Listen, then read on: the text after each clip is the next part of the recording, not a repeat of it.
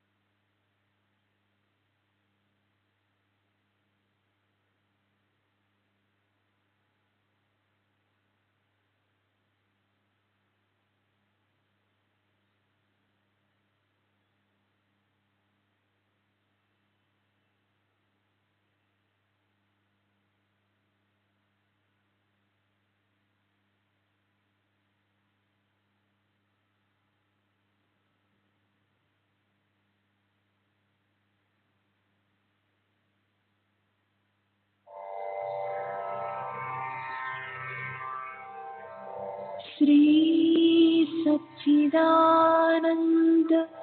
सद्गुरु साईनाथ महाराज की जय। सद्गुरु श्री साईनाथुनि शरद बाबू जी की जय।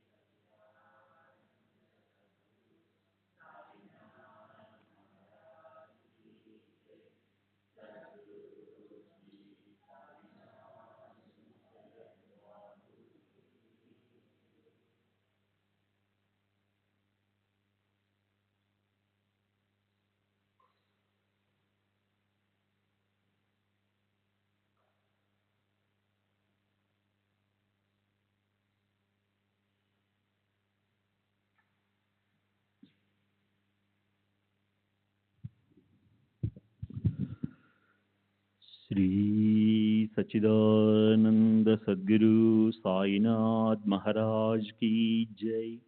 सद्गुरु श्री साईनाथ शरद बाबू जी की जय। శ్రీ సాయినాథాయ నమః. శ్రీ సాయి సచ్చరిత్రము 48వ అధ్యాయం. నిన్నటి తరువాయి. భక్తులకు అతి పవిత్రమైన ఈ శ్రీ సాయి సచ్చరిత ధన్యం. ఈ చరితాన్ని చిత్తశుద్ధితో భక్తిభావంతో ఆలగించిన వారి సకల కోరికలు ఎల్లప్పుడూ తీరుతాయి. పరమశ్రద్ధతో భక్తిగా ఈ సచ్చరితాన్ని వింటే వెంటనే అనాయాసంగా సాయి చరణాలయందు భక్తి లభిస్తుంది. భక్తిభావంతో సాయి చరణాలను సేవిస్తూ వారిని నిరతం స్మరిస్తూ ఉంటే ఇంద్రియాలు యథేచ్ఛగా విహరించవు. అవలీలగా భవాన్ని దాటడం నిశ్చయం. చాతక పక్షుల వంటి భక్తులకు ఇది జీవనం. ఇటువంటి ఈ సాయి సచ్చరితను శ్రవణం తర్వాత మననం కూడా చేసి శ్రోతలు శ్రీ సాయి అనుగ్రహాన్ని పొందండి. సర్వావస్థలలోనూ సావధానంగా శ్రవణం చేసే శ్రోతల కర్మ బంధనాలు విడిపోతాయి. వారు సహజంగా భవాన్ని ధరిస్తారు. కథ ఎప్పుడు ఆరంభమవుతుంది అని శ్రోతలు తమలో అనుకుంటున్నారు కనుక ప్రస్తావనను ఆరంభించి వారి ఆతురతను తొలగిస్తాను. గత అధ్యాయంలో శత్రుత్వం, హత్య, రుణం తీర్చుకోవడానికి, కర్మను అనుభవించడానికి పునర్జన్మ కలుగుతుందని చెప్పబడింది. మానవులకు పూర్వజన్మల గురించి గుర్తుండదు, కానీ సత్పురుషులు దేనిని మర్చిపోరు. తమ భక్తులు ఎక్కడ జన్మించినా వారిని కష్టాల నుండి రక్షిస్తారు. ఇప్పుడు అటువంటిదే మరొక కథ. నుంచుని ఉన్నా, కూర్చుని ఉన్నా, ఏదైనా ఇచ్చేటప్పుడు లేదా పుచ్చుకునేటప్పుడు సత్పురుషుని చరణాలయందు విశ్వాసం ఉంచితే భక్తులు సఫలీకృతులవుతారు. కార్యారంభమందు ముందుగా హరిని మరియు గురుని చరణాలను శ్రద్ధగా స్మరించి శ్రద్ధగా పనిచేస్తే చాలు. ఆ పనిని సత్పురుషులు చేయిస్తూ భక్తుల చింతలను తొలగిస్తారు. నేను పనిని మాత్రమే చేసేవాణ్ణి, ఫలితాన్ని ఇచ్చేవారు హరి మరియు గురువు అన్న దృఢ విశ్వాసం ఉన్న వారి లక్ష్యం నెరవేరుతుంది. సత్పురుషులు ముందు ఉగ్రంగా, కఠోరంగా కనిపిస్తారు, కానీ వారిలో ఏ ప్రత్యుపకారాన్ని ఆశించని ప్రీతి ఉంటుంది. కాస్త ధైర్యంగా ఉంటే చాలు, చివరకు వారు శుభాలను కలిగజేస్తారు. సత్సంగం అనే నీడ పడితే చాలు, శాపతాపాలు, మమకారాలు అక్కడికక్కడే మాయమైపోతాయి. అందువలన సత్పురుషుల చరణాలను ఆశ్రయించండి. నిరహంభావంతో మరియు సవినయంగా సత్పురుషులకు శరణాగతులై తమ మనసులోని కోరికను వేడుకుంటే వారు చిత్తశాంతిని ప్రసాదిస్తారు. మిడిమిడి జ్ఞానంతోనూ గర్వంతోనూ సత్పురుషుల వచనాలను సంశయించే వారికి మొదటికే హాని కలుగుతుంది, కానీ వారి యందు విశ్వాసం ఉంచిన వారికి శుభం కలుగుతుంది. పరిశుద్ధ మనస్తోనూ లేక కపట బుద్ధితోనైనా సరే అసలైన సత్పురుషుల చరణాలను ఆశ్రయిస్తే ప్రపంచ బంధనాల నుండి విముక్తులవుతారు. వారి మహిమ అగాధం. ఈ విషయంలో జ్ఞానోపదేశాన్ని చేసే కథను సావధానంగా శ్రవణం చేస్తే శ్రోతలకు ఆనందం కలుగుతుంది. అట్లే వక్తకు కూడా ఉత్సాహం పెరుగుతుంది. అక్కల్కోట నివాసి సపట్నేకర్ అని పేరు గల వకీలు అనుభవాన్ని వింటే మనసు ప్రసన్నమవుతుంది. అతడు వకీలు పరీక్షకు అహర్నిశలు అధ్యయనం చేస్తుండగా శేవడే అని ఒక విద్యార్థితో కలిసి తమ పరీక్ష విషయాలను ఇద్దరు ముచ్చటించుకున్నారు. వారితో చదివే ఇతర విద్యార్థులు కూడా వచ్చి గదిలో వారితో కలిసి కూర్చున్నారు. ఎవరెవరు ఎంత బాగా పరీక్షకు చదివారు అని ఒకరినొకరు ప్రశ్నించుకుంటూ పరీక్షించుకోసాగారు. ఎవరు సరిగ్గా జవాబు చెప్పగలరు, ఎవరు చెప్పలేరు అని తమ సంశయాలను తీర్చుకోవడానికి తమ తమ మనోనిబ్బరాలను పరీక్షించుకోసాగారు. శేవడే ప్రశ్నలకు సరిగ్గా సమాధానం ఇవ్వలేదు. అప్పుడు విద్యార్థులందరూ ఇతడు సరిగ్గా చదవలేదు, ఇక పరీక్ష ఎలా ఉత్తీర్ణుడవుతాడు అన్నారు. అలా వారు హేళన చేశారు, కానీ తను పూర్తిగా అధ్యయనం చేసినా చేయకున్నా తప్పక ఉత్తీర్ణుడనవుతానని శేవడకు పూర్తి నమ్మకం. నేను బాగా చదవకున్నా నన్ను పాస్ చేయించడానికి మా సాయిబాబా ఉన్నారు, నాకెందుకు దిగులు అని అతడు అన్న మాటలు సపట్నేకర్కి ఆశ్చర్యాన్ని కలిగజేసింది. శేవడేను ఒక ప్రక్కకు పిలిచి, ఇంత గొప్పగా వర్ణించిన ఈ సాయిబాబా ఎవరు? నీకు ఇంతటి విశ్వాసం గల ఆ బాబా ఎక్కడుంటారు అని అడిగాడు. ప్రత్యుత్తరంగా శేవడే సాయిబాబా యొక్క మహిమను, వారిపై అతనికి ఉన్న దృఢ విశ్వాసాన్ని గురించి ఎంతో భక్తిగా చెప్పాడు. సుప్రసిద్ధమైన అహ్మద్నగర్ జిల్లాలో షిరిడి అనే గ్రామంలోని మసీదులో ఒక ఫకీర్ ఉన్నారు. వారు బాగా పేరు పొందిన సత్పురుషులు. సాధువులు అక్కడక్కడ ఉంటారు, కానీ వారిని కలుసుకునే యోగం, ఆ భాగ్యం, అమోఘమైన పుణ్యం ఉంటే తప్ప మన ప్రయత్నంతో లభించదు. నాకు వారి యందు సంపూర్ణ విశ్వాసం. వారు తలుచుకున్నదే జరుగుతుంది. వారు నోటితో ఏది పలికితే అది అవుతుంది. వారి మాట కల్పాంతంలోనైనా పొల్లిపోదు. ఈ సంవత్సరం ఎంత ప్రయాసపడినా నేను పరీక్ష పాస్ కాను. వచ్చే సంవత్సరం ఏ శ్రమ లేకుండా ఉత్తీర్ణుడనవుతాను. ఇది ముమ్మాటికి నిజం. నాకు వారి హామీ ఉంది. వారి యందు నాకు పూర్తి భరోసా. వారి మాటలు మరోలా జరగవు అని గట్టి నమ్మకంతో ఉన్నాను. ఇందులో ఆశ్చర్యం ఏం లేదు. నేను దీని తర్వాత పరీక్ష కూడా పాస్ అవుతాను అని చెప్పగా అతని మాటలు సపట్నేకర్కు హాస్యాస్పదంగాను, ఒట్టి పొల్లు మాటలుగా నడిపించాయి. అనుమానాలతో నిండి ఉన్న అతని మనసుకు ఆ మాటలు ఎలా నచ్చుతాయి? శేవడే అక్కడి నుండి వెళ్ళిపోయాడు. తర్వాత ఏం జరిగిందో వినండి. కొంతకాలం తర్వాత శేవడే మాటలు వాస్తవమని సపట్నేకర్కి అనుభవమైంది. శేవడే 2 పరీక్షలు పాస్ కావడం అతనికి ఆశ్చర్యాన్ని కలిగించింది. 10 ఏళ్ల తర్వాత సపట్నేకర్ను అకస్మాత్తుగా దౌర్భాగ్యం ఆవరించింది. దాంతో దుఃఖంతో ఉదాసీనుడయ్యాడు. క్రీస్తు శకం 1913 సంవత్సరంలో అతని ఏకైక పుత్రుడు గొంతులో జబ్బు చేసి మరణించాడు. దాంతో అతనికి ప్రపంచమందు బాగా విరక్తి కలిగింది. పండరీపురం, గాణగాపురం మొదలైన తీర్థక్షేత్రాలని దర్శించాడు, కానీ అతని మనసుకు సుఖశాంతులు లభించలేదు. తర్వాత వేదాంతాన్ని పఠించాడు. అలా కొంతకాలం గడిచాక మనసుకు ఎలా శాంతి కలుగుతుంది అని ఎదురు చూస్తుండగా అతనికి శేవడే మాటలు గుర్తుకొచ్చాయి. శేవడే యొక్క గట్టి పట్టుదల, సాయి చరణాలంతో అతనికి గల దృఢ విశ్వాసం స్మరణకు వచ్చి తాను కూడా శ్రీవారి దర్శనానికి వెళ్లాలని అనుకున్నాడు. క్రీస్తు శకం 1913 సంవత్సరంలో సాయిని దర్శించుకునే ఉద్దేశంతో తన తమ్ముని తోడు తీసుకుని షిరిడీకి బయలుదేరాడు. అతనికి శేవడే గుర్తుకు రావడం కేవలం మిష. అతనిని సాయియే తమ పాదాభివందనానికి పిలిపించుకున్నారు. దీనిని జాగ్రత్తగా వినండి. సపట్నేకర్ తన తమ్ముడైన పండితరావును వెంటబెట్టుకుని కుటుంబ సమేతంగా సాయి సత్పురుషుని దర్శనానికి షిరిడి బయలుదేరాడు. అక్కడికి చేరుకోగానే ఇద్దరు శ్రీవారి దర్శనానికి వెళ్ళారు. దూరం నుండి బాబాను దర్శించగానే అతని మనసుకు చాలా ఆనందం కలిగింది.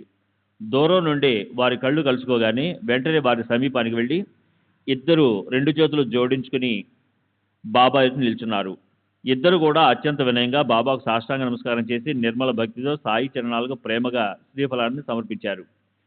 సపట్నేకర్ సాయి సముద్రుని చరణాలంది శ్రీఫలాన్ని అర్పించగా బాబా చల్హట్ అని ధిక్కరిస్తూ అతనిని పొమ్మని అన్నారు. సపట్నేకర్ బాధపడ్డాడు. బాబా ఎందుకు కోపగించారు? బాబాతో బాగా పరిచయం ఉన్న వారి ద్వారా బాబా ఉద్దేశాన్ని తెలుసుకోవాలని తలచాడు. బాబా దర్శనంతో ఆనందించవలసిన వాడు బాబా మాటకు అత్యంత దుఃఖితుడై వెనుకకు జరిగి అధోవదనుడై చింతిస్తూ కూర్చున్నాడు. ఇప్పుడు ఎవరి వద్దకు వెళ్ళాలి? బాబా మాటలలోని వారి ఉద్దేశాన్ని ఏ భక్తుని అడగాలి అని అనుకున్నాడు. అతని బాధను గమనించి ఒకరు అతనికి సమాధానపరచడానికి అతనికి బాలాసింపి పేరు చెప్పారు. సపట్నేకర్ బాలా అను దర్జీ ఉన్న చోటును వెతుక్కున్నాడు. శ్రీ సచిదానంద సద్గురు సాయినాథ్ మహారాజ్ की जय. सद्गुरु श्री साईनाथ शरद बाबू जी की जय.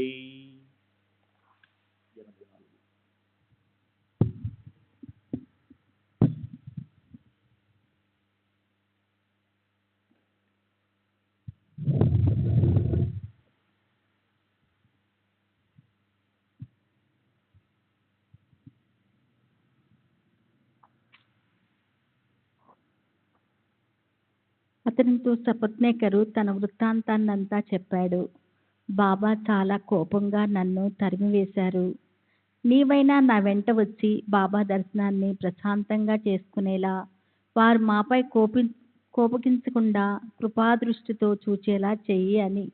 అందుకు బాలా సరేనని ఒప్పుకోగా సపత్నేకర్కు నిశ్చిత కలిగింది. బాబా పటాన్ని కొని తెచ్చి బాబా దర్శనానికి వెళ్ళాడు. బాలా అతని వెంట వెళ్ళాడు. బాలా బాబా పటాన్ని అందుకొని బాబా చేతికిచ్చి వారిని ప్రార్థించాడు. దేవా, ఇది ఎవరి పటము అని అడిగాడు. దాన్ని చూచి బాబా సపత్నేకర్ వైపు చేయి చూపిస్తూ ఈ ఫోటో ఇతని స్నేహితుంది అని చెప్పి నవ్వారు. భక్తులు కూడా నవ్వారు. బాబా, దీని అర్థం ఏమిటి అని బాబాను ప్రశ్నించాడు. సపత్నేకర్తో త్వరగా వెళ్ళి దర్శనం చేసుకో అని చెప్పాడు. అట్లే బాబాకు నమస్కారం చేయగా మరలా చల్ హట్ పో, వెళ్ళిపో అన్న మాటలు వినిపించాయి. మునుపటి వలె వెళ్ళిపో అని మరలా అదే మాట. ఇప్పుడు ఏ దారి అని సపత్నేకర్కు సమస్య. తర్వాత ఇద్దరు సోదరులు చేతులు జోడించుకుని బాబా ఎదుట నిలబడి ఉండగా చివరకు బాబా వెంటనే ఇక్కడి నుండి బయలుదేరండి అని వారికి ఆజ్ఞాపించారు. సాయి సమర్థ, మీ ఆజ్ఞను ఎవరు దావదాటలేరు. పామర్లము, మేమెంతటి వారము, ఇప్పుడే ఈ క్షణమే వెళ్ళిపోతాము. మీరు మహా ఉదారులని విని మీ దర్శనానికి వస్తే చల్ హట్ అని మిమ్మల్ని సత్కరించారు. ఇదేం చమత్కారమో ఏం అర్థం కాలేదు. అయినా మీ కృపాదృష్టిని మాపై ఉంచండి. త్వరలో మరలా మీ దర్శనం కలిగేలా మమ్ము ఆశీర్వదించండి అని వారి అభయాన్ని వేడుకున్నారు. బాబా మనసును తెలుసుకునేలా జ్ఞానులు ఎవరుంటారు? సపత్నేకరు బాబా ఆజ్ఞను శిరసావహించి స్వస్థలానికి తిరిగి వెళ్ళిపోయాడు. అతనికి బాబా ప్రథమ దర్శనం అలా జరిగింది. అందువల్ల ఆ సోదరులిద్దరూ చాలా ఆందోళన చెందారు. ఇక ఏం ఆలస్యం చేయకుండా తమ ఊరికి వెళ్ళిపోయారు. ఆ తర్వాత మరో సంవత్సరం గడిచిపోయినా సపత్నేకర్ మనసు స్థిరపడలేదు. మరలా గానగాపురం వెళ్ళాడు. మనసులో మరింత కలవరం చెలరేగింది. తర్వాత అతడు విశ్రాంతి కోసం మాడేగాం వెళ్ళాడు. చివరకు కాశీ క్షేత్రానికి వెళ్ళాలని తలచాడు. కాశీకి బయలుదేరడానికి ఇంక 2 రోజులు ఉండగా అతని భార్యకు దృష్టాంతం కలిగి కాశీ ప్రయాణం ఆగిపోయింది. చమత్కారమైన ఆ దృష్టాంతం ఎటువంటి విశేషమైందో చెప్తాను. సాయి యొక్క ఆ లీలను వినటానికి శ్రోతలు సిద్ధమవ్వండి. ఆ స్త్రీ ప్రక్క మీద నిద్రలో ఉండగా కళ్ళ ఎదురు స్వప్నము. ఆమె కుండను తీసుకొని లక్షాబావికి వెళ్ళింది. అక్కడ ఒక వేప చెట్టు క్రింద తలకు రుమాలు చుట్టుకొని ఉన్న ఒక ఫకీరు అప్పుడు ఆమె వద్దకు వచ్చాడు. అమ్మాయి, అనవసరంగా ఎందుకు శ్రమ పడతావు? నీ కుండను మంచినీటితో నింపి ఇస్తాను అని మంజల స్వరంతో పలికారు. నేను భయంతో ఖాళీ కుండను తీసుకొని ఇంటి దారి పట్టాను. ఆ ఫకీర్ నా వెనకే వస్తున్నాడు. ఇటువంటి కలను చూచి మేలుకొన్నాను. నా కళ్ళు తెరుచుకున్నాయి. భార్య యొక్క స్వప్న వృత్తాంతాన్ని విని సపత్నేకరు షిరిడీ వెళ్ళాలని నిశ్చయించుకున్నాడు. భార్యాభర్తలిద్దరూ వెంటనే బయలుదేరి మర్నాడు షిరిడీ గ్రామం చేరుకొని మస్జిద్కి వెళ్ళారు. అప్పుడు బాబా లెండికి వెళ్ళి ఉన్నారు. వారు తిరిగి వచ్చే వరకు వారి కోసం ఎదురు చూస్తూ ఆ ఇద్దరూ అక్కడే కూర్చున్నారు. ఇంతలో బాబా వచ్చారు. తన కలలో చూసిన మూర్తినే మరలా అక్కడ అపాదమస్తకం చూచి ఆమె చెకుతురాలై కళ్ళార్పకుండా చూడసాగింది. బాబా యొక్క పాద ప్రక్షాళన కాగానే ఆమె వారి వద్దకు వెళ్ళి వారికి పాదాభివందనం చేసి వారిని చూస్తూ కూర్చుంది. ఆమె వినయానికి సాయినాథునికి సంతోషం కలిగింది. ఆ స్త్రీ బాధను నివారించే కథను మెల్లగా ప్రారంభించారు. అప్పుడు ఎప్పటి వల్లనే బాబా తమ బాధను అక్కడ ఉన్న మూడో వ్యక్తితో ప్రేమగా చెప్పసాగారు. వాస్తవానికి అది ఆమె కథ, ఆమెకు చెప్పవలసిన కథ. ఆమె సమక్షంలో బాబా ఎవరో మూడో వ్యక్తికి చెప్పగా ఆమె అత్యంత శ్రద్ధగా విన్నది. చాలా రోజులుగా నా చేతులు, కడుపు, నడుము నొప్పి పెడుతున్నాయి. మందులు వాడి వాడి విసుకెత్తిపోయాను. కానీ బాధ తొలగటం లేదు. ఔషధాలు తిని తిని విసిగిపోయాను. కానీ ఏ గుణమూ కనిపించలేదు. కానీ ఇప్పుడు అకస్మాత్తుగా తగ్గిపోయాయని ఆశ్చర్యంగా ఉంది అని బాబా ఆమె పేరు చెప్పకుండా ఆమెకు సంబంధించిన కథనంతా ఏకరో పెట్టారు. 1-2 నెలలకు బాబా తమనిగా వర్ణించిన ఆమె బాధలు తొలగిపోయాయి. వారి వచనము అనుభవపూర్వకంగా అర్థమైంది. భార్య కోరిక తీరిపోయాక సపత్నేకరు బాబా దర్శనానికి వచ్చాడు. బాబా మునుపటి వల్లనే మరలా చల్హట్ అని అతన్ని సంబోధించారు. నా పొరపాటు ఏమిటో నాకు అర్థం కావటం లేదు. మరి బాబా నన్ను ఎందుకలా తిరస్కరిస్తున్నారు? నేను నమస్కరించినప్పుడల్లా వారి జవాబు ఒకటే. నా పూర్వార్జితం ఏమిటి? నా పైనే ఎందుకు కోపం కలుగుతుంది? నేను చూస్తుండగా ఇతరులతో ఎంతో ప్రేమగా వ్యవహరిస్తారు. ఉదయము సాయంకాలము బాబా వద్ద అందరూ ఆనందంగా రోజు దీపావళిని అనుభవిస్తుంటే నా నొసట నేనా చల్హట్ నా కర్మ ఏమిటో నా ద్వారా అధర్మాచరణ సంభవించి నేను అనేక పాపాలకు ఆశ్రయమయ్యాను కాబోలు.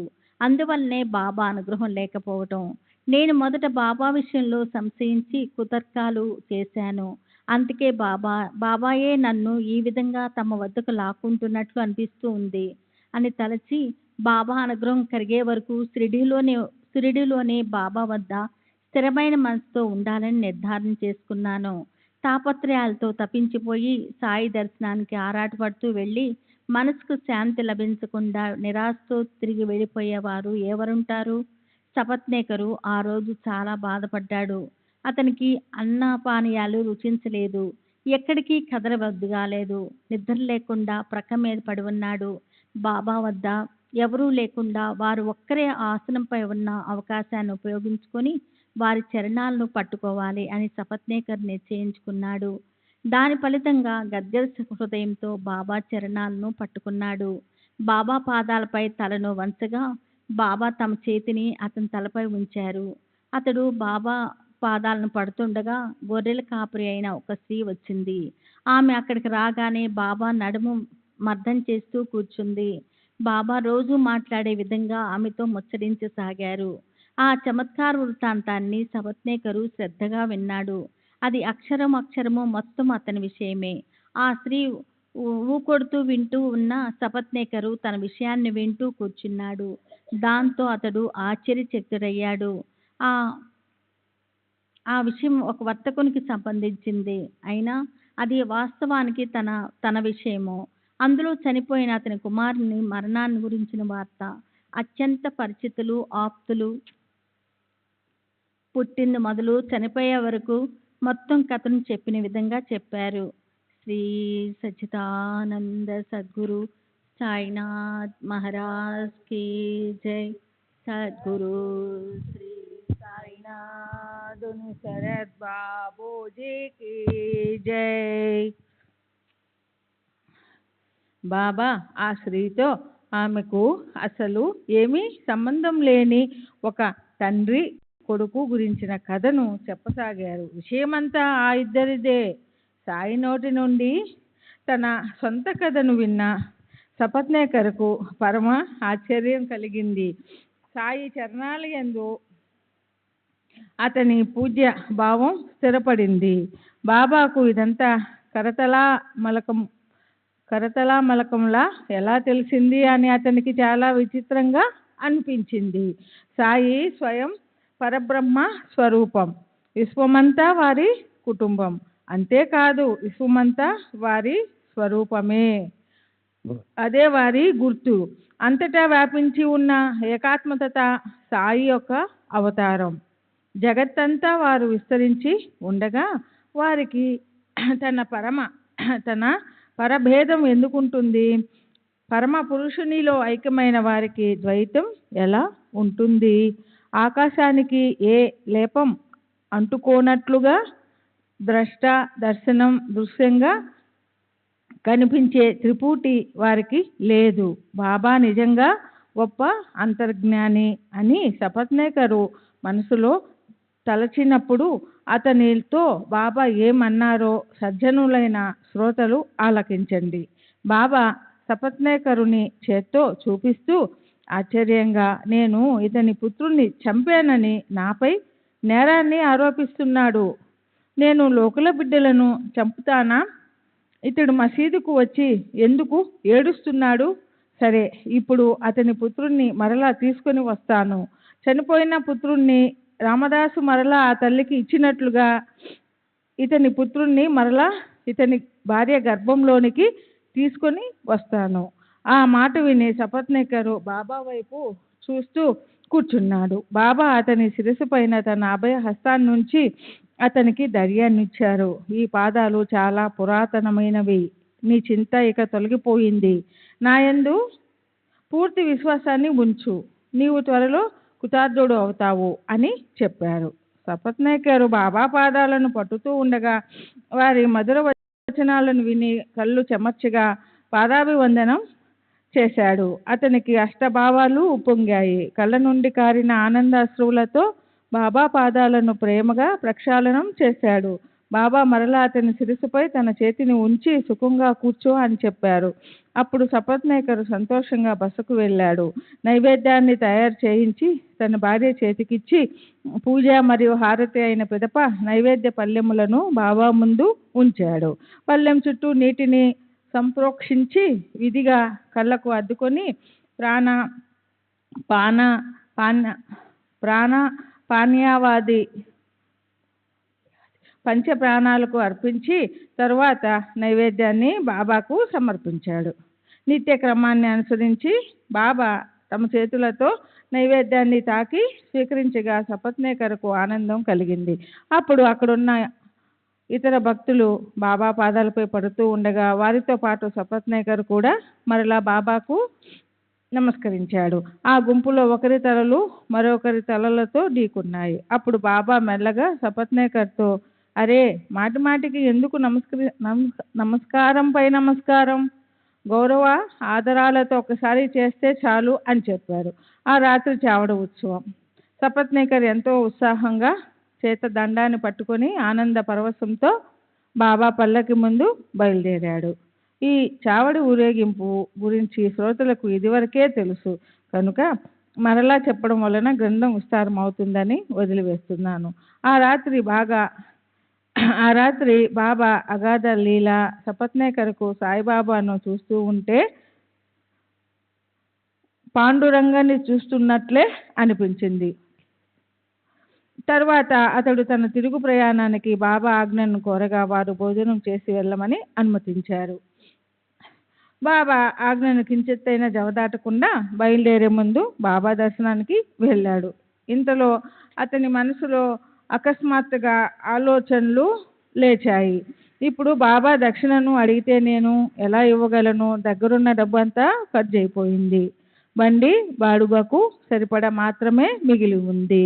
దక్షిణను ఇవ్వు అని బాబా అడిగితే ఏం జవాబు ఇవ్వాలో మనసులో నిశ్చయించుకున్నాడు. బాబా అడగక ముందే వారి చేతిలో 1 రూపాయిని ఉంచాలి. బాబా మరలా అడిగినప్పుడు మరొక రూపాయి ఇవ్వాలి. ఆ తర్వాత లేదని చెప్పాలి. రైలు బండి ఖర్చుకు మాత్రమే దగ్గర ఉంచుకున్నానని బాబాతో స్పష్టంగా చెప్పాలి అని నిర్ణయించుకొని బాబా వద్దకు వెళ్ళాడు. తను ముందుగా నిర్ణయించుకున్నట్లే బాబా చేతిలో 1 రూపాయిని ఉంచగా బాబా మరలా 1 రూపాయిని అడిగారు. దానిని ఇచ్చిన తర్వాత స్పష్టంగా, ఈ కొబ్బరికాయను తీసుకొని నీ భార్య ఒడిలో వెయ్యి, నీ మనసులోని బాధను వదిలి సుఖంగా వెళ్ళు అని చెప్పారు. తర్వాత 12 నెలలు గడిచాక సపత్నేకర్కు పుత్రుడు కలిగాడు. 8 నెలల బిడ్డను తీసుకొని ఆ దంపతులు మరలా దర్శనానికి వచ్చారు. పుత్రుణ్ణి బాబా చరణాల వద్ద ఉంచారు. సత్పురుషుల చర్య ఎంత వింత! ఆ ఇద్దరు చేతులు జోడించి ఏం మనవి చేశారో వినండి. సాయినాథ, ఈ ఉపకారానికి ఎలా రుణం తీర్చుకోవాలో మాకు అర్థం కావటం లేదు. మీ చరణాలు యందు శిరస్సు నుంచుతున్నాను. మేము హీనులం, దీనులం, పామరులం. ఈ అనాథులపైన మీ కృప చూపండి. ఇక నుండి మీ చరణాల వద్ద మాకు నిరంతరం ఆశ్రయం కలగనీయండి. జాగ్రత్తావస్థలోనూ స్వప్నావస్థలోనూ అహర్నిశలు విశ్రామం లేకుండా అనేక రకాల ఆలోచనలు లేస్తూ ఉంటాయి. అయినా మేము మీ ఆరాధనలో ఉండేలా అనుగ్రహించండి. మురళీధరు అను అబ్బాయి, తర్వాత భాస్కరు, జనకరు అను మరో 2 బాలురులు కలగగా సపత్నేకరు సంతుష్టుడయ్యాడు. వారే బిడ్డలను వెంటబెట్టుకొని సపత్నేకరు సాయి దయామయునికి ఆనందంగా వందనం చేశాడు. తన చంచల మనస్సును స్థిరపరచుకొని కృత్యుడై వెళ్ళిపోయాడు. కథను సంక్షిప్తంగా చెప్పాలని మొదట తలిచాను, కానీ చెప్పించేవారు సాయినాథులు కనుక ఈ గ్రంథం పెద్దదయ్యింది. హేమాడు సాయినాథునికి శరణ్జొచ్చి తరువాతి కథానుసంధానం మరియు తాత్పర్యం శ్రోతలకు తెలియజేస్తాడు. ఆ కథ ఇంతకంటే అతి మధురమైనది. చమత్కారాలు యందు ప్రీతి గల ఒక భక్తుణ్ణి కోరికను బాబా అమోఘంగా తీర్చారు. సాయిబాబా సుగుణాలను ప్రజలు వర్ణిస్తూ ఉంటే దోషాలనే చూచేవారు వారిలో అవగుణాలను చూస్తారు. స్వార్థంలో కానీ పరమార్థంలో కానీ ఏ శ్రద్ధ లేక దోషాలను మాత్రమే చూడడం వారి ఉద్దేశం. సాయిబాబా సత్పురుషులైతే వారు తమ మహిమ యొక్క అనుభవాన్ని కలిగించాలి. నాకు ఏ అనుభవం కలగకపోతే నేను వారిని అసలు నమ్మను అని కేవలం బాబాను పరీక్షించాలనే ఉద్దేశంతో వెళ్ళిన వారి కోరిక కూడా తీరింది. ఇదే కథను శ్రోతలు తర్వాతి అధ్యాయంలో శ్రవణం చేయండి. స్వస్తి శ్రీ సంత సజ్జన ప్రేరితము భక్త హేమాడు పంతి విరిచితము అయిన శ్రీ సాయి సమర్థ సచ్చరిత్రలో శశాంక భక్త అనుగ్రహ కరణమను 48వ అధ్యాయం సంపూర్ణం. శ్రీ సద్గురు సాయినాథార్పమస్తు. శుభం భవతు. శ్రీ సాయి సచ్చరిత్ర 49వ అధ్యాయం. శ్రీ గణేశాయ నమః, శ్రీ సరస్వతాయ నమః, శ్రీ గురుభ్యో నమః, శ్రీ కులదేవతాయ నమః, శ్రీ సీతారామచంద్రాభ్య నమః, శ్రీ సద్గురు సాయినాథాయ నమః. సద్గురు స్తవనాన్ని సాంగంగా చేయలేక వేదాలు పురాణాలు అలసిపోయాయి. అటువంటప్పుడు నేను ఏమి తెలియని అజ్ఞానిని కనుక ఊరక ఉండడం ఉత్తమం. వాస్తవానికి మౌనం వహించడమే నిజమైన స్తవనం. కానీ సాయి యొక్క ఒక్కో సుగుణం మౌనాన్ని మురిపింపజేస్తుంది. అగాధమైన సాయి లీల ధన్యం. దానిని చూచిన నేను ఊరుకుండలేను. పక్వాన్నల రుచి జిహ్వకు తగలగానే మనసుకు శ్రోతలు గుర్తుకు వచ్చారు. వారిని కూడా నా పంక్తిలో చేర్చుకోవడం వలన మాధుర్య రుచి మరింతగా ద్విగుణీకృతమవుతుంది అని అనిపించింది. అందువలనే ఈ భోజనం చక్కగా తయారైంది. భక్ష్యాలు బాగా రుచికరంగా ఉన్నప్పటికీ సజ్జనులు స్నేహితులు పంక్తిలో లేకుండా ఒంటరిగా ఉంటే వారి మాధుర్యం చెప్పబడిపోతుంది. సాయి సకల అవ్యాప్త కాముడు, సాయి సకల సంతల లాముడు, సాయి భక్తులకు విశ్రామ ధామం. వారు దుర్భరమైన భవచక్ర భ్రమణాన్ని నివారించేవారు. భాషకు అందని వారి లీలలను నా వాక్కుతో వర్ణించలేను. తర్కబుద్ధికి అందని వారి అతర్క్య కళ నాకు ఎలా అర్థమవుతుంది? కళ్యాణానికి కళ్యాణప్రదమైన సాయి ఈ గ్రంథాన్ని పూర్తి చేయడానికి కృపతో తమ కథలను పూర్తి చేస్తారు. అగాధమైన వారి మహిమలను వర్ణించను ఎవరు సమర్థులు? వాక్యే వెనుకకు తిరిగిపోయినప్పుడు ఇక పశ్చాంతి మధ్యమల మాట ఎవరు చెప్పగలరు? ఆ 3 నోరు తెరవక పోతే నాలుగవదైన వైఖరి ఏం చేయగలదు? ఈ విషయం నాకు బాగా తెలిసిన నా మనసు ఊరుకోవటం లేదు. సద్గురు చరణాలలో తల్లీనులు కాకపోతే ఆత్మ యొక్క యథార్థ స్వరూపం చేజిక్కదు. సత్పురుషులు సాక్షాత్తు శ్రీహరి స్వరూపులు. వారి అనుగ్రహం కోసం ప్రార్థించాలి. శ్రీ సచ్చిదానంద సద్గురు సాయినాథ్ మహారాజ్ की जय. सद्गुरु श्री साईनाथुनि शरद बाबूजी की जय. श्री सच्चिदानंद सद्गुरु साईनाथ महाराज की जय. सद्गुरु श्री साईनाथुनि शरद बाबूजी की जय. గురు చరణాల యందు ప్రేమ, దీనినే మనం సంపాదించుకోవాలి. సత్పురుషుల యొక్క సాంగత్యంలోని మాధుర్యం మరియు ప్రేమ మనకు లభ్యమగుగాక. శరీరాభిమానం పూర్తిగా ఉన్నవారికి భక్తులు అన్న పేరు తగదు.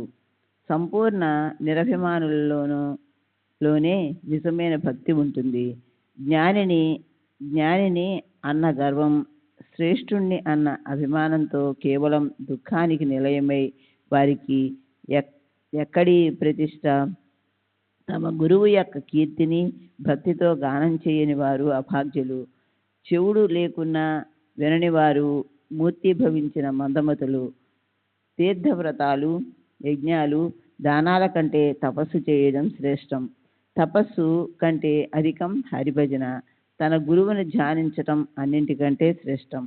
సాయి భక్తులకు సాయియే ధ్యాన ధారణలు, సాయియే వారి దేవతార్చనలు, సాయియే వారి గుప్త నిధి. ఆ నిధిని కృపణత్వం లేకుండా రక్షించుకోవాలి. నాకు ఒకప్పుడు బద్ధకం కలగవచ్చు, కానీ అంతర్యామి అయిన సాయికి అలసట లేదు. నేను కథలను మర్చిపోతే వారు నాకు సమయానికి సరిగ్గా గుర్తు చేస్తారు. ప్రశాంతంగా ఒక క్షణం కూర్చుందామనుకుంటాను, కానీ నా కోరిక సాగదు. అకస్మాత్తుగా బాబా కథను స్ఫురింపజేస్తే నేను వెంటనే కలం చేతికి అందుకోవలసిందే. ఇటువంటి అమోఘమైన కథలను భక్తులకు విన్నవించడానికి మరియు నా శ్రేయస్సు కోసం ఈ సచ్చరిత రచనకు నన్ను ప్రేరేపించారు. సత్పురుషులు తమ కథను తామే రచయిస్తారు. వారి స్ఫూర్తి లేకపోతే రచన రసవత్తరంగా కాక అంతా చప్పగా ఉంటుంది. కానీ సాయి దయామయులు నా మనసులో ప్రవేశించి తమ గ్రంథాన్ని రచింపజేసి నా మనోభీష్టాన్ని తీర్చారు. నోటితో శ్రీ సాయి నామాన్ని జపిస్తూ, మనసులో వారి వచనాలను చింతన చేస్తూ, హృదయంలో వారి రూపాన్ని ధ్యానిస్తూ ఉంటే నాకు సంపూర్ణమైన శాంతి లభిస్తుంది. నోటితో సాయి నామం, అంతరంగంలో సాయిపై ప్రేమ ఉండి శ్రీ సాయి ప్రీత్యర్థం కర్మను చేసేవారికి సాయిబాబా చాలా రుణపడి ఉంటారు. ప్రపంచ బంధనాలను విడిపించుకోవడానికి సాయి ఆరాధన కంటే మరో సాధన లేదు. పరమ పావనమైన సాయి కథను సదా శ్రవణం చేయడం సుఖదాయకం. పాదాలతో సాయికి ప్రదక్షిణం, కళ్ళతో సాయి యొక్క దర్శనం, శ్రవణాలతో సచ్చరిత్ర శ్రవణం చేయండి. సర్వాంగాలతో సాయిని ప్రేమగా ఆలింగనం చేసుకోండి. అష్టాంగాలతో సాయికి సాష్టాంగపడండి. శిరస్సును వారి చరణాల యందు ఉంచండి. జిహ్వతో వారి నామస్మరణ చేయండి. నాసికతో వారి నిర్మాల్యాలను వాసన చూడండి. ఇప్పుడు పూర్వ కథానుసంధానం. గత అధ్యాయంలో చమత్కారాల యందు ప్రీతి గల ఒక భక్తుని కథను చెప్తానని శ్రోతలకు మాట ఇచ్చాను. స్వార్థాన్ని సంపాదించుకోవాలన్న కోరిక లేదా పరమార్థ పరాయణత కానీ లేకపోతే సత్పురుషుల మహిమ తెలియదు. ఎవరైనా సాధువుల గొప్పతనాన్ని వర్ణిస్తే విశ్వసించరు. స్నేహితులు సాయిబాబా మహిమను వర్ణించగా విని విశ్వాసం లేకుండా దోషాలను మాత్రమే చూసేవారు స్వయంగా అనుభవిస్తే తప్ప సృష్టిలో దేనిని నమ్మరు. హరికానోబా అనే వ్యక్తి ముంబై నుండి స్నేహితుని వెంట సాయిబాబాను పరీక్షించాలని బయలుదేరాడు.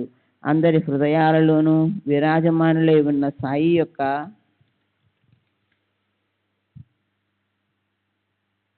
కళాకౌశలాన్ని చక్కగా ఎవరు తెలుసుకోగలరు? హరిబాబు షిరిడీకి బయలుదేరిన కారణం సాయి సమర్థులకు తెలుసు. అతడు కేవలం చమత్కారాన్ని చూడాలని వచ్చినవాడు. అతని అర్హత అంతే. కనుక బాబా అతనికి అట్లే ఒక వింతను చూపించి అతనికి తన యందు విశ్వాసాన్ని కలుగజేసి అతని శ్రమను సార్థకం చేశారు. నిజంగా సత్పురుషులు ఉపాయంతో కార్యాన్ని సాధిస్తారు. హరిబాబు స్నేహితునితో కోపర్గాములో టాంగా బండిలో కూర్చున్నాడు. గోదావరిలో స్నానం చేసిన వెంటనే షిరిడీకి బయలుదేరాడు. కోపర్గాం నుండి షిరిడీ చేరుకోగానే కాళ్ళు చేతులు కడుగుకొని హరిబాబు సాయి సత్పురుషుని దర్శించుకోవాలని బయలుదేరాడు. అతడి తలకు జరీ తలపాగా కట్టుకొని కాళ్లకు క్రొత్త చెప్పులను తొడుగుకొని సాయిబాబాను చూడాలని చాలా ఉత్సుకతో వచ్చాడు. మసీదు వద్దకు వచ్చి దూరం నుండే సాయిబాబాను చూచి వారి సమీపానికి వెళ్ళి వారికి సాష్టాంగ ప్రణామం చేయాలని అతనికి అనిపించింది. కానీ చెప్పుల వలన ఇబ్బంది. వారిని భద్రంగా పెట్టడానికి అక్కడ స్థలం లేదు. అయినా అక్కడే ఒక మూల జాగ్రత్తగా భద్రపరిచాడు. తరువాత దర్శనానికి పైకి వెళ్ళి భక్తిగా సాయి చరణాలను నమస్కరించి విభూది ప్రసాదాన్ని తీసుకుని తిరిగి బసకు బయలుదేరాడు. కాళ్లకు చెప్పులు తొడుగుకోవాలని చూస్తే ఎంత వెతికినా అవి కనిపించలేదు. వానిపై ఆశను పూర్తిగా వదులుకొని దుఃఖంతో చెప్పులు లేకుండా తిరిగి వచ్చాడు. అక్కడ చాలామంది భక్తులు వస్తూ పోతూ ఉంటే ఎవరిని అడగాలో ఏం తోచలేదు. ఇలా అతని మనసు వికలమైపోయింది. అతని కళ్ళ ఎదుట చెప్పులు, మనసులో చెప్పుల ఆలోచనే. అతని ధ్యానం చెప్పుల మీదే. అవి ఎంతగానో నచ్చితే ఇష్టపడి కొనుక్కున్నాడు. ఆ చెప్పులు పోయాయి అంటే ఎవరో దొంగలు దొంగిలించి ఉంటారని అతనికి నిశ్చయమైపోయింది. తరువాత స్నానం చేసి పూజా నైవేద్యం అవి అయ్యాక పంక్తిలో కూర్చొని భోజనం చేశాడు. కానీ అతని మనసుకు శాంతి లేదు. ఆ సభామండపం సాయిబాబా ఉండే స్థానం. అక్కడ నుండి వారి దృష్టిని తప్పించుకొని ఎవరైనా చెప్పులను తీసుకొని వెళ్ళిపోవడం ఏమైనా చిన్న విషయమా? అతనికి ఆందోళన. అన్న పానీయాల మీద మనసు లేదు. అందరితో పాటు అతడు చేతులు గడుపుకొని వచ్చాడు.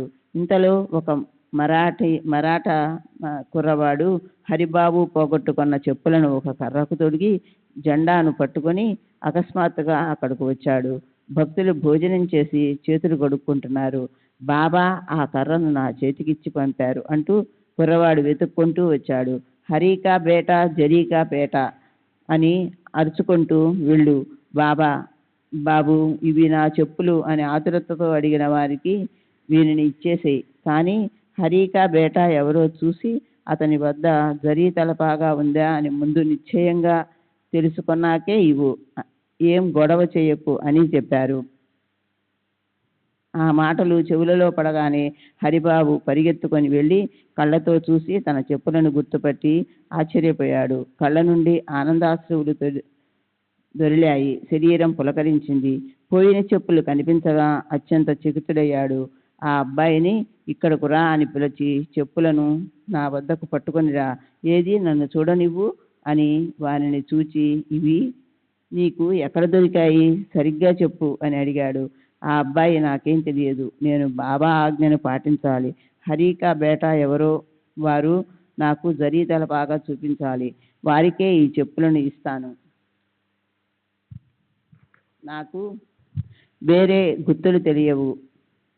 బాబా చెప్పిన గుర్తులు తెలిపిన వారే ఈ చెప్పులను తీసుకుంటారు అని అనగా హరిబాబు ఒరే బాబు ఇవి నా చెప్పులేరా అని అంటే ఆ అబ్బాయి ఇవ్వలేదు. అప్పుడు అతడు బాబా చెప్పిన గుర్తులను కుర్రవానికి చెప్పి ఒరే బాబు నేనేరా హరిని, కన్హోబా కొడుకును.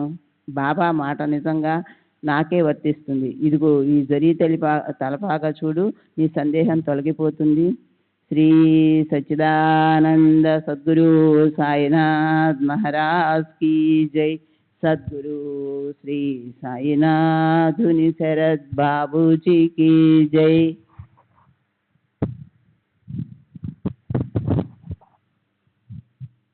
श्री सच्चिदानंद सद्गुरु साईनाथ महाराज की जय। सद्गुरु श्री साईनाథ్ శరత్ బాబూజీకి జై.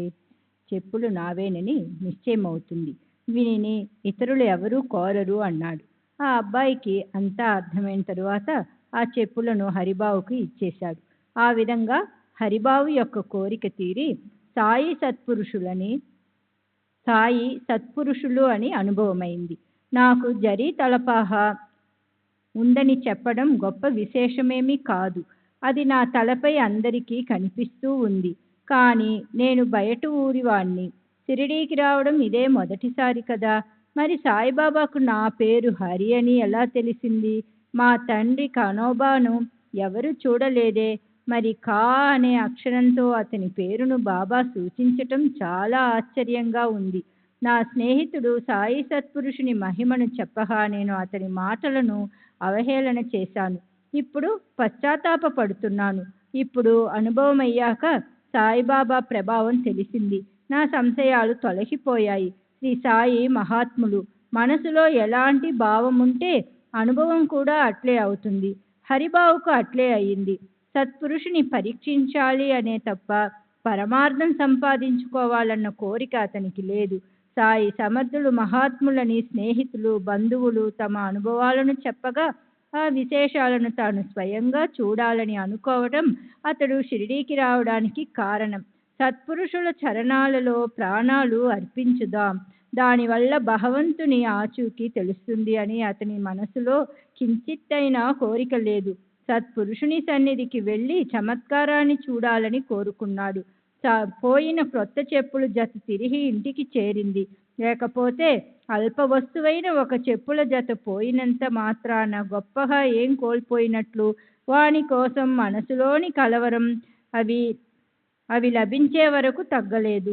సత్పురుషుల అనుగ్రహాన్ని పొందడానికి 2 మార్గాలు. ఒకటి భక్తి, రెండవది జ్ఞానం. జ్ఞాన మార్గం చాలా కఠినమైనది, శ్రమతో కూడినది. భక్తి యొక్క సాధన సులభమైనది. ఇటువంటి సులభ సాధనమైన భక్తిని అందరూ ఎందుకు అవలంబించరు అంటే మహాభాగ్యం ఉంటేనే భక్తి ప్రాప్తిస్తుంది. కోటి జన్మల పుణ్యం ఉంటేనే సాధువులతో కలయిక, సత్పురుషులతో సమాగమ సుఖం లభిస్తుంది. దానితోనే భక్తి వికసిస్తుంది. మనమందరం ప్రవృత్తి తత్పరులం, అంటే ప్రపంచ విషయాలలోనే ఆసక్తి కలవారం, నివృత్తిని ఎరుగం. ఇటువంటి మనోవృత్తి ఉంటే దానిని భక్తి అని ఎలా అనగలం? మన భక్తి ఎలా అభివృద్ధి చెందుతుంటే మన ప్రాప్తి కూడా అలా అధికమవుతుంది. ఇది ఎప్పటికైనా నిశ్చయంగా జరిగి తీరుతుంది. ఇందులో ఏమాత్రం సందేహం లేదు. మనం అహర్నిశలు విషయ భోగాల కొరకే సాయి వద్ద గుమికూడాం కనుక మనకు లభించేవి కూడా మరి అదే. పరమార్థాన్ని కోరుకునే వారికి పరమార్థం లభిస్తుంది. ఇప్పుడు సోమదేవ స్వామి అనే పేరు గల మరొక వ్యక్తి గురించి. ఇతడు సాయిబాబాను ప్రత్యక్షంగా పరీక్షించాలని షిరిడీ వెళ్ళాడు. క్రీస్తు శకం 1906వ సంవత్సరంలో ఇతడు ఉత్తర కాశీలో ధర్మశాలలో ఉండగా బాయి అనే గృహస్థుని కలిశాడు. ఈ బాయి ప్రసిద్ధి చెందిన కీర్తిశేషులు కాకాసాహెబ్ దీక్షిత్ యొక్క సోదరుడు. అతడు బదరీ కేదార్ యాత్ర చేస్తుండగా మార్గంలో ఈ స్వామిని కలిశాడు. బదరీ కేదారుల మార్గాన్ని వదిలి బాయి క్రిందకు దిగాడు. దారిలో అక్కడక్కడ విశ్రాంతి కోసం ఏర్పాటు చేసిన స్థలంలో బస చేసిన ప్రయాణికులు కనిపించారు. ఈ స్వామి వారిలో ఒకడు. ఇతడే తరువాత హరిద్వార్ స్వామి అని ప్రసిద్ధుడయ్యాడు. ఇతడు బాబా ప్రభావానికి లోనయ్యాడు. అతనిదే ఈ కథ. ఇది బోధప్రదమై బాబా స్వరూపాన్ని విశదపరిచి శ్రోతలకు ఆనందాన్ని కలిగిస్తుంది. బాయి ఉదయం కాలకృత్యాలు తీర్చుకోవడానికి వెళ్ళగా దారిలో స్వామీజీ కలిశారు. వారు అలా సహజంగా ముచ్చటించుకుంటుండగా వారికి ఒకరి అందు ఒకరికి అభిమానం కలిగింది.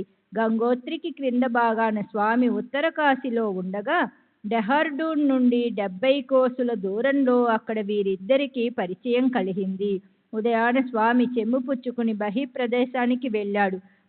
బాయాజీ కూడా అదే పని మీద అదే చోటికి వెళ్ళాడు. ఆ ఇద్దరు మొదట ఒకరిని ఒకరు చూచుకున్నారు. తరువాత దారిలో పరస్పరం కలుసుకున్నారు. ఒకరిని ఒకరు కుశల సమాచారాలను సుఖ సంతోషాలతో ముచ్చటించుకున్నారు. అలా వారు మాట్లాడుకుంటుండగా వారిలో ప్రేమ కలిగింది. వారి వారి నివాస స్థలాలను అడిగి తెలుసుకున్నారు. మీరు హరిద్వార్లో ఉంటారు, మేము నాగపూర్లో ఉంటాం. ఆ వైపుకు ఎప్పుడైనా రావడం జరిగితే మీ దర్శనాన్ని కలిగించండి. అటువైపు యాత్రకు వచ్చినప్పుడు మా గృహాన్ని పావనం చేయండి. మీ దర్శనాన్ని మరలా కలిగించి మా అల్పసేవను స్వీకరించాలి. మీరు మమ్మల్ని గుర్తించుకోవాలి. మీ చరణ స్పర్శ మా ఇంటికి కలగాలి. ఇదే నా విన్నపం. నారాయణుడు నా ఈ కోరికను తీర్చుగాక అని బాయి అన్నాడు. క్రీస్తు శకం 1906 సంవత్సరంలో ఉత్తర కాశీ క్రింద ఆ ఇద్దరూ కలుసుకుని ఆ విధంగా మాట్లాడుకున్నారు. పరస్పరం తమ చిరునామాలను అడిగి తీసుకుని బయలు ప్రదేశం సమీపించడం వలన ఒకరిని ఒకరు వదిలి వెళ్ళిపోయారు. 5 సంవత్సరాల తరువాత సాయితో సమాగమ సమయం ఆసన్నమై స్వామికి బాయిని కలుసుకోవాలని చాలా ఆతృత కలిగింది. క్రీస్తు శకం 1911 సంవత్సరంలో స్వామీజీ నాగపూర్ వచ్చాడు. అక్కడ శ్రీ సాయినాథుని పవిత్ర చరిత్రను విని ఆనందించారు. షిరిడీలో స్వామికి అన్ని సదుపాయాలు సుఖంగా జరగాలని బాయి సిఫార్సు పత్రం ఇచ్చాడు. అలా అన్ని ఏర్పాట్లను చేసుకుని స్వామి నాగపూర్ను విడిచాడు. మన్మాడులో దిగగానే అక్కడ కోపర్గాంకు బండి సిద్ధంగా ఉంది. అక్కడ నుండి టాంగాలో సాయి దర్శనానికి ఆనందంగా బయలుదేరాడు. శ్రీ సచ్చిదానంద సద్గురు సాయినాథ్ మహారాజ్ కీ జై. సద్గురు శ్రీ సాయినాథుని శరత్ బాబూజీ కీ జై.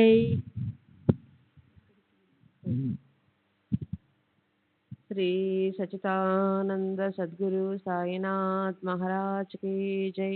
సద్గురు శ్రీ సాయినాథుని శరత్ బాబూజీకి జై. ఎక్కడికి వెళ్ళినా సాధువుల ప్రవర్తన, వారి నడవడి ఒక్కొక్కరిది ఒక్కో రకంగా ఉంటుంది. అందరి ప్రవర్తన సమానంగా ఎక్కడా ఉండదు. ఒక సాధువు ఆచరణ మరొక సాధువుకు ప్రమాణం కాదు. కనుక సాధువుల అర్హతలను తెలుసుకోవటానికి ఇది సాధన కాదు. సత్పురుషుని దర్శనానికి వెళ్ళే వారికి వారి గురించిన ఆలోచన ఎందుకు? వారి ప్రవర్తనను పరీక్షించాలనుకుంటే తమ శ్రేయస్సును కోల్పోవటమే. స్వామీజీ మనసులో అనేక రకాల తర్కాలు, కుతర్కాలు లేచాయి. దూరం నుండి షిరిడీలోని పతాకం కనిపించగా స్వామికి సందేహం కలిగింది. స్వామితో పాటు ఉన్నవారు మసీదు పైన కలశం వద్ద పతాకం కనిపించగానే దూరం నుండి భక్తిగా వందనం చేశారు. సాయి దర్శనం త్వరలో కలుగుతుందని మనసు ఉబలాట పడుతుంది. కానీ కనిపించిన పతాకం యొక్క అవమానాన్ని సహించలేరు. పతాకం కనిపించగానే ప్రేమ పెళ్ళుబుకుతుంది. ఇది అందరికీ అనుభవం. ఇది భక్తి ప్రేమలకు లక్షణం. ఇది విలక్షణమైనది.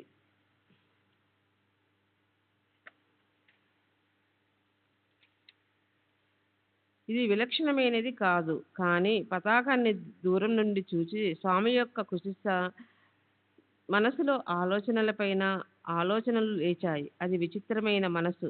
పతాకాలపైన ప్రేమ ఇది సాధువుల లక్షణమా? దేవాలయాలపైన పతాకాలను పెట్టడం సాధువులకు హీనత్వం. సాధువులు ఇలా గౌరవ మర్యాదలను కోరుకోవటం ఇది కేవలం వారి లోకేషణ. ఇటువంటి సాధు లక్షణాలు మనసుకు నచ్చవు. ఇది సాధువులకు లోపం. సారాంశం: స్వామి తన మనసుకు తోచిన విధంగా సాయి యొక్క యోగ్యతను నిర్ణయించుకున్నాడు. ఇక ఈ సాయి అనుగ్రహం నాకు అవసరం లేదు అని మనసును నిశ్చయించుకున్నాడు. వ్యర్థంగా ఇక్కడి వరకు వచ్చాను అని తలచాడు. అతనికి చాలా అగౌరవం అనిపించింది. తక్షణం అక్కడి నుండి తిరిగి వెళ్ళిపోవాలని నిర్ణయించుకున్నాడు. సాధువులకు అసలు గౌరవ ఆధారాలు ఎందుకు? పతాకాన్ని చూస్తుంటే వారి దురాభిమానం లోకేషణ తప్ప వేరే ఏం కనిపించటం లేదు. పతాకాన్ని కట్టించుకుని తన గొప్పతనాన్ని చాటుకోవటం ఇది అతని సాధు లక్షణానికి విరుద్ధం. ఇటువంటి సాధువు దర్శనానికి నేనెందుకు వెళ్ళాలి? ఇటువంటి వారి దర్శనం చేసుకుంటే మాత్రం మనసు శాంతిస్తుందా? పతాకం ద్వారా తమ దర్పాన్ని ప్రదర్శించుకోవటమే ఇది. ఇందులో మనసుకు శాంతి లేదు. వచ్చిన దారినే తిరిగి వెళ్ళిపోవాలి. అతని వద్దకు వెళ్ళాలనుకోవటం సరియైన ఆలోచన కాదని అనిపిస్తుంది. నేను నిజంగా నిజంగా నిజంగా నేను అప్రదిష్ట పాలయ్యాను అని అనుకున్నాడు. అతని వెంట ఉన్నవారు అతనితో, స్వామి, ఇంత దూరం ఎందుకు వచ్చినట్లు? పతాకాన్ని చూచినంత మాత్రాన మీ మనసు ఇంతలా ఎందుకు వికలమైపోయింది? మనం ఇప్పుడు వారి సమీపానికి వచ్చాం. ఇక్కడి రథం, పల్లకి, గుర్రం వగైరా సరంజామానంతా చూస్తే మీ మనసు ఇంకా ఎంత తపన పడుతుందో అని అన్నారు. ఆ మాటలు విని స్వామికి మరింతగా కోపం వచ్చింది. పల్లకి, గుర్రం, నగారా వగైరాలున్న ఇటువంటి గొప్ప సాధువులను నేను ఎంతమందిని చూడలేదు అని అనుకుని, సోమదేవ స్వామి, ఇక షిరిడీకి వెళ్ళే మాటే లేదు, నదికి వెళ్ళే దారి పట్టాలి అని అనుకుంటూ స్వామి వెనుకకు బయలుదేరాడు. కానీ అతని వెంట ఉన్నవారు, ఇంతవరకు వచ్చిన మీరు వెనుకకు మరలవద్దు, ఇక్కడి వరకు వచ్చినట్లే ముందుకు సాగండి అని బలవంతం పెట్టారు. కుతర్కాలను చేయకండి. మసీదు పైన ఎగిరే పతాకాలకు ఆ సాధువుకు ఏ సంబంధం లేదు. ఈ సాధువుకు పతాకాలు, ఆధార సత్కారాలు అవసరం లేదు. వారికి లొకేషన్ లేదు. ఆర్భాటాలు, అలంకారాలు గ్రామస్తులకు ప్రీతి. ఇది వారి భక్తికి ప్రమాణం. మీరు ఆ పతాకాన్ని చూడకండి. వెళ్ళి వారిని కేవలం దర్శనం చేసుకోండి. అక్కడ క్షణమైనా ఉండకుండా తిరిగి వెళ్ళిపోండి అని చెప్పారు. ఇంతలో షిరిడి దగ్గరకు వచ్చింది. వారు చెప్పిన మంచి సలహా విని స్వామి అక్కడికి వెళ్ళి మనసులోని ఈ కలవరాన్ని పోగొట్టుకోవాలి, తరువాత పశ్చాత్తాప పడకూడదు అని అనుకున్నాడు. శ్రీ సాయి సమర్థుని దర్శనం చేసుకుని స్వామి కరిగిపోయాడు. ప్రేమతో వారి కళ్ళు నిండిపోయాయి. కంఠం గద్గతమైంది. మనసు ప్రసన్నమైంది. కళ్ళకు ఆనందం కలిగింది. ఎప్పుడెప్పుడు వారి చరణధూళిలో పునీతున్నవుతానా అని అనిపించి కన్నార్పకుండా వారి రూపాన్ని చూస్తుంటే మనసు ఏకాగ్రమైంది. ప్రేమతో కట్టుబడి అట్లే చూస్తూనే ఉండిపోయాడు. అతని మనసులోని కుతర్కాలు పోయాయి. చిత్తం దర్శనానందంతో కరిగిపోయింది. సాయి సగుణ రూపం కళ్ళల్లో నిలిచిపోయింది. శ్రీ సచ్చిదానంద సద్గురు సాయినాథ్ మహారాజ్ की जय. सद्गुरु श्री साईनाथ शरद बाबू जी की जय. श्री सच्चिदानंद सद्गुरु साईनाथ महाराज की जय. सद्गुरु श्री साईनाथ शरद बाबूजी की जय. దాంతో స్వామి తలనీడులయ్యాడు. సాయి మహాత్ముని కళ్ళతో సందర్శించిన సోమదేవ స్వామికి పరమాహ్లాదం కలిగింది. అతని ఆత్మకు విశ్రాంతి లభించింది. ఇక్కడే ఉండిపోదునా అని అతనికి అనిపించింది. దర్శన మాత్రంతో వికల్పాలు, సంశయాలు నయమయ్యాయి. బుద్ధి మౌనం వహించింది. దైత్వ భావం పోయి అంతటా ఏకాంత భావం కలిగింది. వాక్కు నిశ్శబ్దంగా మౌనం వహించింది. కళ్ళు రెప్పలు వేయటం ఆగిపోయింది. లోపల బయట సర్వత్రా ఉన్న చైతన్యాన్ని గ్రహించి మనసు విశ్రాంతించింది. మొదట పథకాన్ని చూచి వెనుకకు మరలాడు. కానీ తర్వాత ప్రేమోద్రేకంతో కరిగిపోయాడు. స్వామిలో సాత్విక అష్టభావాలు ఉప్పొంగాయి. బాబా పైన అతని ప్రేమ అతని చుట్టేసింది. మనసు సంపూర్ణంగా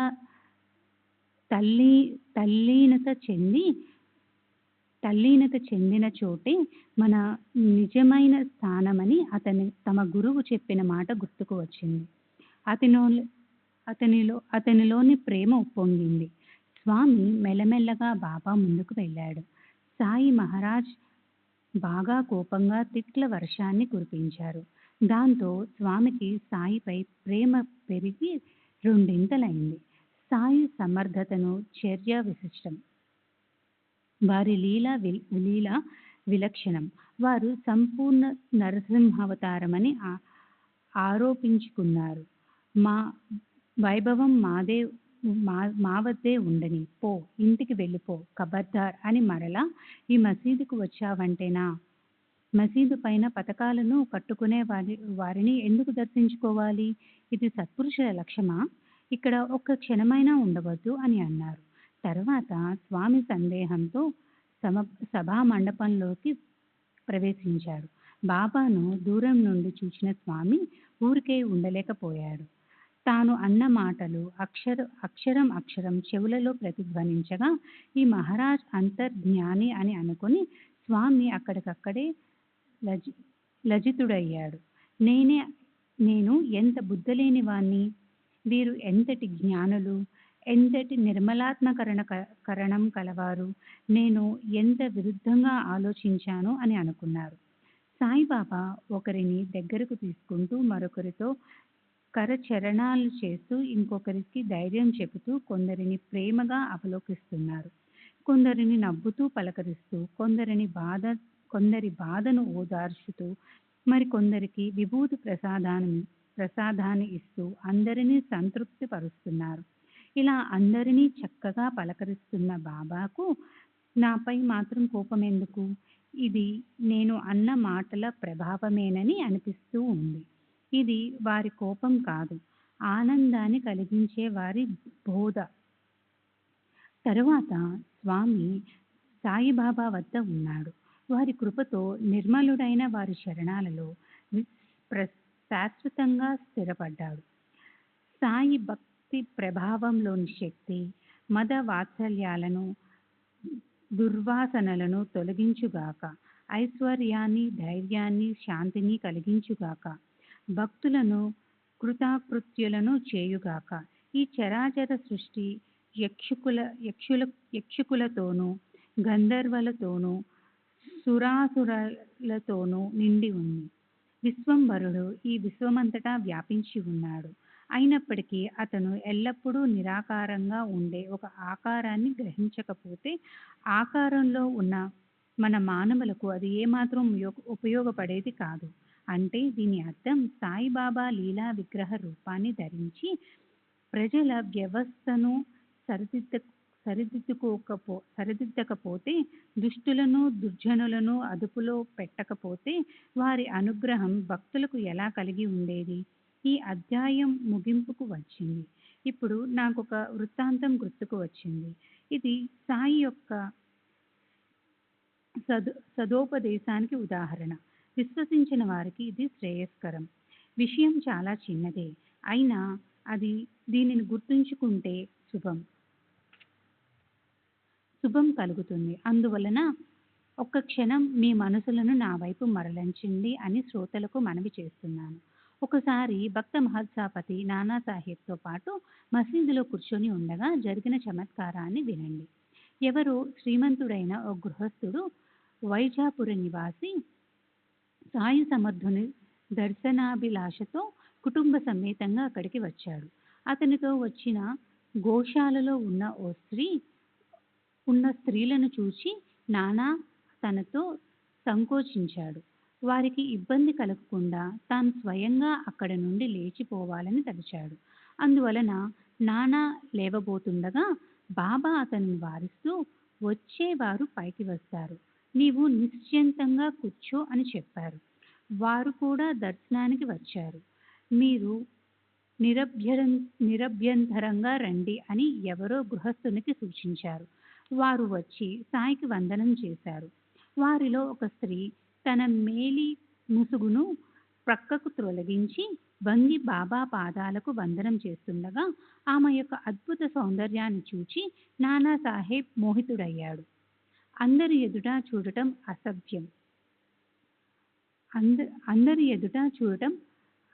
అసలభ్యం. చూడకుండా మనసు ఆగటం లేదు. మనసును నిగ్రహించుకోలేకపోయాడు. ఏం చెయ్యాలో అతనికి తెలియలేదు.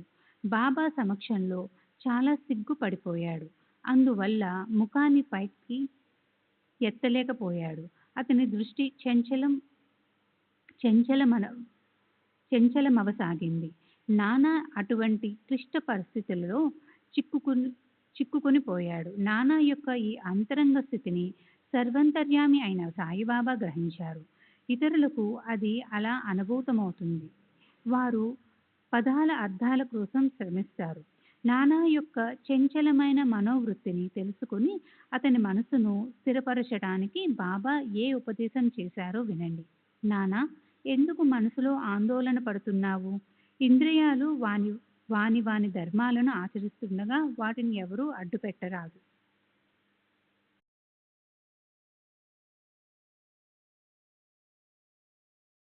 महाराज की जय। सद्गुरु श्री साईनाथ धुनि शरद बाबू जी की जय।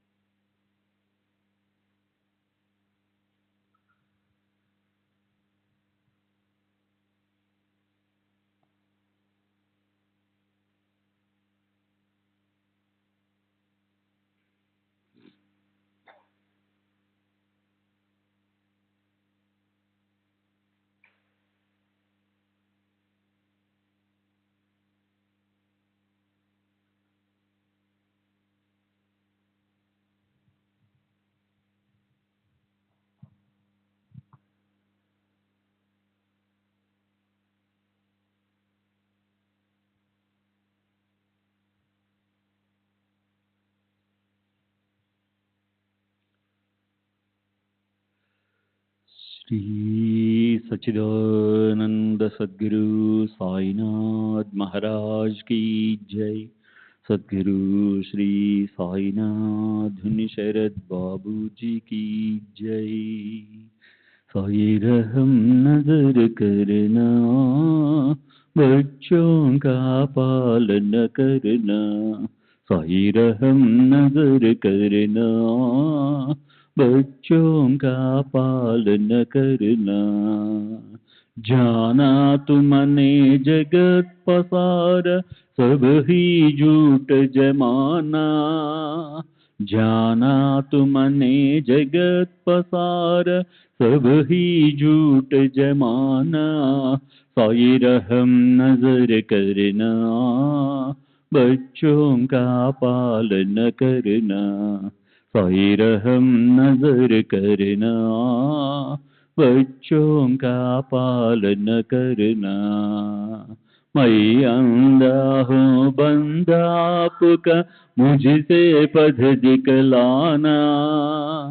मैं अंधा हूँ बंदा आपका, मुझसे पथ दिखलाना। साई रहम नजर करना, बच्चों का पालन करना। साई रहम नजर करना, बच्चों का पालन करना।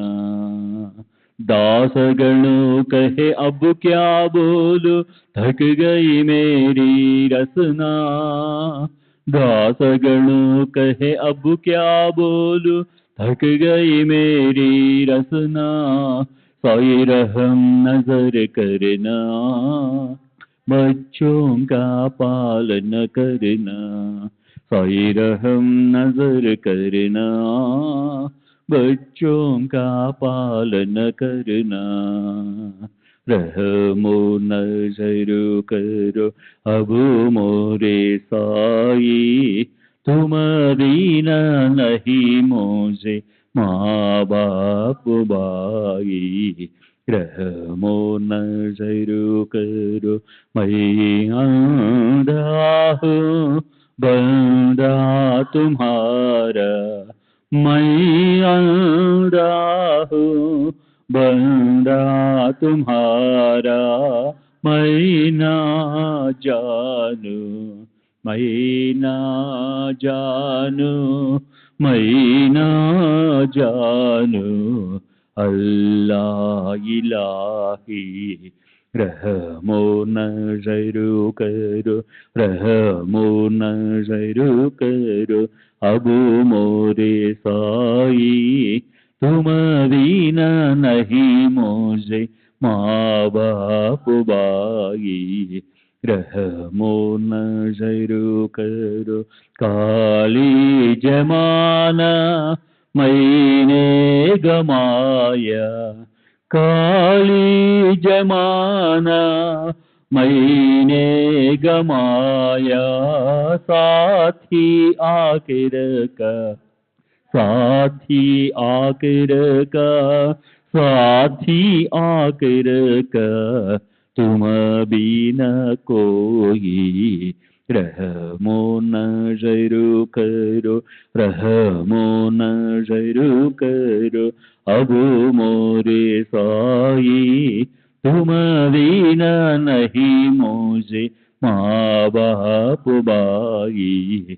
रहमो नजर करो अपने मस्जिद का झाड़ू गणो है, अपने मस्जिद का झाड़ू गणो है।